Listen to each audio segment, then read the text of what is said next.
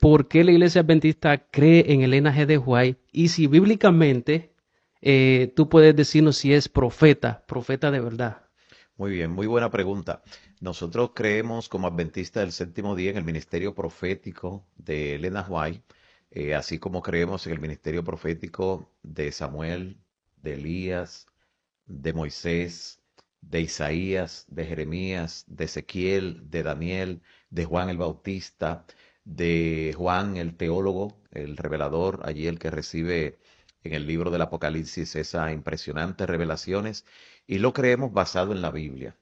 Lo primero es que la palabra de Dios en el libro del Apocalipsis presenta las características del pueblo de Dios en el tiempo del fin, del remanente, como le llamamos, porque es el resto que queda para el final de lo que ha sido la iglesia de Dios a través de la historia. Dios tiene un pueblo que en la antigüedad era una nación, ahora es una iglesia.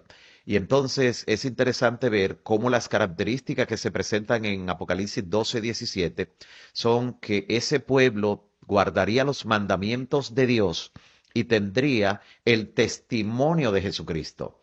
Y esta expresión, el testimonio de Jesucristo, no tenemos que especular con relación a ella, porque la misma Biblia es su intérprete. Y en Apocalipsis 19:10 dice que el testimonio de Jesucristo es el espíritu de profecía, es el espíritu de la profecía. Juntamente con esto, tenemos una línea profética que es la que nos da una base firme en la palabra. Por ejemplo, cuando nosotros vamos a la Biblia, vamos a encontrar que Dios siempre que dio una profecía de tiempo, dio un profeta precursor al que le dio la profecía de tiempo. Ese profeta no estaría en la tierra para ver el cumplimiento, y entonces cuando la profecía estuviera por cumplirse, Dios levantaba otro profeta que es conocido como el profeta del destino de esa profecía. Ahora entenderán por qué hay un libro por allí que se llama Elena White, Profeta del Destino. Van a entender esa parte Sí. también, los amigos y hermanos. Y es que cuando llega el momento de cumplirse la profecía de tiempo, entonces Dios levanta a ese profeta del destino que ve el cumplimiento de la profecía, que anuncia juicio y que guía la salida del remanente. Mírenlo rápidamente. El primero que vemos en esa característica es Abraham. Y Abraham era profeta, porque recordamos el episodio con Abimelech cuando se llevó a Sara para su casa, para el palacio, y Dios le dice, eres hombre muerto porque esa mujer tiene su marido. Y le dice a Abimelech, pero Señor, yo no lo sabía, lo hice con limpio corazón, él me dijo que era su hermana. Y entonces Dios le dice, sí, es cierto, también sé eso, así que devuélvele su mujer y él orará por ti porque él es profeta. O sea, no es solo es profeta, es de los pocos que el mismo Dios dice que es profeta, Abraham. ¿Qué profecía de tiempo recibió Abraham? La profecía de los 430 años o 400 años, que aparece allí en Génesis capítulo 15 del 13 al 17. Dios le dice, ten por cierto que tu descendencia será esclava en tierra ajena, van a servir allí, pero después en la cuarta generación yo lo voy a traer. Hay una profecía de 430 años de que la descendencia iba a salir de la esclavitud en Egipto. Pero Sí. Dios le dice en el mismo capítulo, allí le dice, pero tú irás en paz y serás sepultado. O sea, tú no vas a vivir tantos años. Pero cuando llegue el tiempo yo voy a libertar al pueblo. Como Abraham no iba a estar vivo cuando se cumplieron los 430 años en Egipto, ¿a quien Dios levantó para que viera el cumplimiento de esa profecía, sacara al remanente y anunciara juicio sobre Egipto? ¿A quién levantó? A A un profeta. Moisés. Y dice la palabra en el capítulo 12 del Éxodo que el mismo día que se cumplieron los 430 años, en el reloj profético de Dios la cosa ni se adelanta ni se atrasa. Ocurren de manera precisa, con una precisión matemática increíble. Así que Moisés vio el cumplimiento de la profecía de tiempo, el final, fue el profeta del destino de esa profecía, guió la salida del remanente desde Egipto y anunció juicio en las plagas que cayeron. Eso se repite con Jeremías. Jeremías 25, 11 y 12 recibe la profecía de los 70 años que duraría cautiva Jerusalén en Babilonia, 70 años. Pero Jeremías ya estaba entrado en edad. Jeremías no iba a ver el cumplimiento final de eso en Babilonia. Cuando se cumplen los 70 años, ¿quién está en Babilonia? El profeta Daniel. Y dice Daniel en Daniel 9, 1 y 2 que cuando se cumplieron los 70 años y él lo vio como lo dijo Dios a través de Jeremías, entonces él comenzó a movilizar y a orar para que Dios entonces pudiera allí dar libertad al pueblo.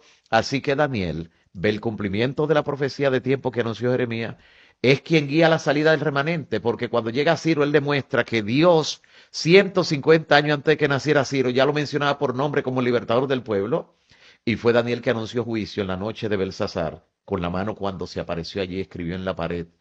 Pero ahora, Daniel no solo fue profeta del destino de una profecía de tiempo, Daniel dio dos profecías de tiempo, recibió dos profecías de tiempo, las 70 semanas de años y los 2300 años. Lo que le indica lo siguiente, Daniel no iba a estar vivo cuando pasaran 490 años, que son las 70 semanas de años. Así que cuando se cumplieron las 70 semanas de años, cuando estaban por cumplirse, Dios levantó un profeta, porque ya Daniel no estaba, levantó a Juan el Bautista.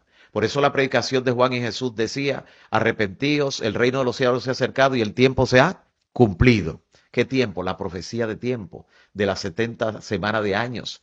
¿Y qué vio Juan? Juan vio el cumplimiento de la venida del Mesías que estaba en esa profecía, guió al remanente, los primeros discípulos de Jesús habían sido discípulos de Juan el Bautista, a él salía toda Judea y toda Jerusalén, dice la Biblia, y anunció juicio. Le dijo a los judíos, y el hacha está puesta a la raíz de los árboles. Pero falta una profecía de tiempo y con esa termino la respuesta a esa pregunta, que es tan extensa porque necesita tener un fundamento bíblico. La profecía de los 2300 días. Daniel tampoco iba a estar vivo cuando pasaran 2300 años. Al final de los 300 años, bíblicamente hablando, Dios tenía que levantar, ¿qué cosa? Un profeta. Profeta. Es bíblico. Siempre al final de una profecía Dios levantaba un profeta. Y Dios levanta, en 1844, lo interesante es que cuando se cumplen los 2300 años, Dios llama primero a Hassenfoss, quien se asusta con la visión que Dios le da al principio y se niega. Llama también a William Foy, se niega y Dios decide llamar a una débil entre las débiles, a una jovencita, adolescente, 17 años apenas, tenía en 1844, que no había terminado el tercer grado, apenas 2 años de educación formal, y Dios decide utilizarla como instrumento, y su ministerio profético, que duró aproximadamente unos 70 años, en los cuales recibió más de 2000 visiones, escribió más de 100.000 páginas, todavía es un testimonio de lo que el Espíritu Santo puede hacer con un instrumento débil humanamente hablando, pero poderoso en las manos del Señor. Y Elena White vio el cumplimiento de la profecía en los 2300 días, anunció juicio, desde entonces predicamos que la hora de su juicio ha venido, basado en la Biblia, en el mensaje de los tres ángeles, y guió la salida del remanente. Así que miren la conexión que tiene el profeta con el remanente, con la salida del remanente. Así que por eso es algo bíblico el hecho de que Dios tenía que levantar un profeta, tanto por lo que dice Apocalipsis como por el recuento que acabo de hacer en la Biblia, que es una constante. Cada vez que Dios da una profecía de tiempo, al inicio se la da a un profeta precursor y al final de la misma tiene que levantar un profeta que es el que guía al remanente. Pastor, y muchos Impresionante. líderes